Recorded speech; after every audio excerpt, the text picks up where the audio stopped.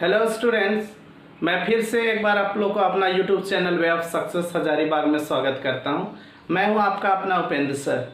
आज के क्लास में हम लोग एक्सरसाइज 5.2 का क्वेश्चन नंबर 8 देखे हैं। इससे पहले हम लोग क्वेश्चन नंबर 7 देख चुके हैं। ठीक है, चलिए देखिए क्वेश्चन नंबर 8 क्या है। क्वेश्चन नंबर 8 है, ज़रा ध्यान से देखिएगा। हम लोग एपी पढ़ रहे हैं, अर्थमेटिक प्रोग्रेशन पढ़ रहे हैं। ठीक है, तो इसमें क्या है समझिए। क्वेश्चन दिया हुआ है an AP consists of 50 terms. एक एपी है जिसमें 50 टर्म्स है। क्या है? 50 term. An AP consists of 50 terms, मतलब एन जो हमारा है वो 50 है, इसमें 50 टर्म दिया हुआ है। ठीक है, ऑफ विच थर्ड टर्म, जिसका तीसरा टर्म, थर्ड टर्म A3 जो दिया हुआ है वो 12 है। कितना है? 12 है।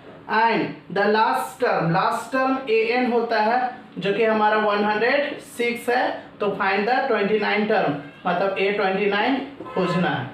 देखिए क्या है सो, बहुत अच्छा क्वेश्चन है, जरा ध्यान से देखेंगे। क्या बोला?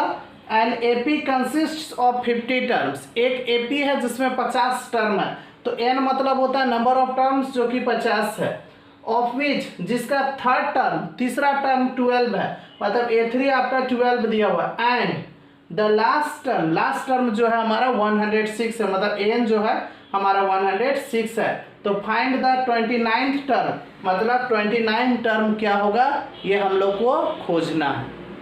ठीक है, तो 29 टर्म का मतलब हो गया A29 का मतलब हो गया A प्लस 28D। ये चीज़ बताए थे।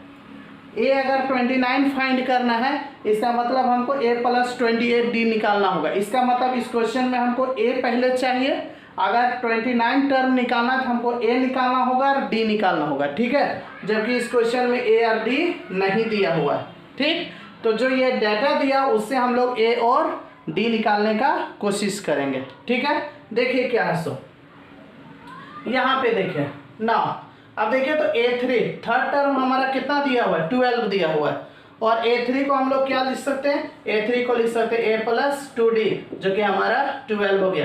ये इक्वेशन फर्स्ट हो गया।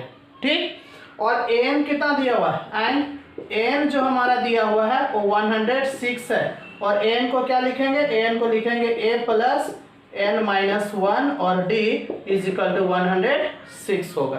ठीक, अब यहाँ पे हमारा a का वैल्यू नहीं दिया हुआ है तो a लिखेंगे प्लस n माइनस 1। अब n देखिए यहाँ पे नंबर ऑफ टर्म्स कितना? 50, तो ये हो गया 50 माइनस 1 होगा। और d तो नहीं दिया हुआ है तो d हो जाएगा, इधर 106 हो गया। मतलब a प्लस 50 में 1 माइनस कर देंगे तो 49D इज इक्वल टू 106। ये हमारा इक्वेशन 2 हो गया। ठीक है, तो देखिए ये इक्वेशन 1 बन गया, ये इक्वेशन 2। अब ये दोनों इक्वेशंस को सॉल्व करके हम लोग A और D का वैल्यू निकाल सकते हैं। ठीक है, तो इसके लिए क्या करेंगे? इक्वेशन 1 को इक्वेशन 2 से सब्ट्रैक्ट कर देंगे। तो लिखेंगे सब्ट्रैक्टिंग इक्वेशन 1 फ्रॉम इक्वेशन 2। तो क्या होगा? देखो इक्वेशन 2 क्या? A प्लस 49D, और इसको सब्ट्रैक्ट करेंगे। यहाँ पे देखिए इक्वेशन 1 है A प्लस 2D है, तो इसका साइन चेंज हो जाएगा सब्ट्रैक्ट करते हैं तो प्लस A है तो यहाँ माइनस A होगा, प्लस 2D है तो यहाँ पे माइनस 2D हो जाएगा। और इधर हमारा कितना था? 106, और उसमें कितना माइनस हो जाएगा? 12 माइनस हो जाएगा। अब ये कैंसिल हो गया, तो 49D में 2D माइनस करेंगे तो 47D हो जाएगा।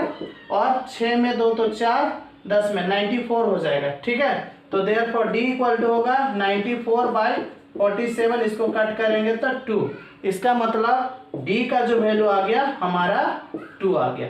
ठीक, अब अगर हम इस D का वैल्यू को इक्वेशन 1 में पुट कर देंगे तो वहां से हमारा क्या निकल जाएगा? A का वैल्यू निकल जाएगा। ठीक है, तो अब लिखेंगे putting the value of D in equation first.